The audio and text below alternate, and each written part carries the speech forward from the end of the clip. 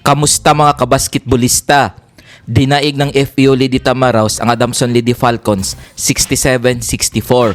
Best player of the game si Yvette Villanueva sa likod ng kanyang 13 points, 9 rebounds at 4 blocks.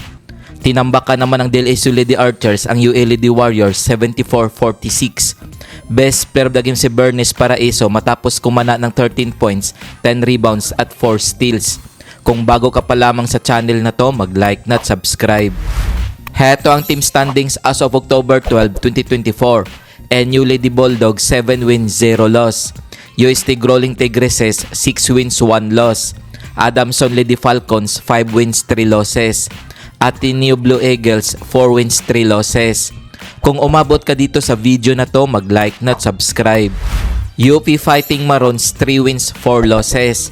DLSU Lady Archers 2 wins, 6 losses. FEU Lady Tamaraos 2 wins, 6 losses. UA Lady Warriors 1 win, 7 losses. Heto ang mga laro ngayong October 13, 2024 na gaganapin sa Smart Araneta Coliseum. Maglalaban ang NU Lady Bulldogs at Ateneo Blue Eagles alas 10 ng umaga.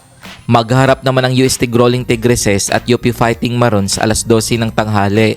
Kung nagustuhan mo ang video na to, mag-like na at subscribe.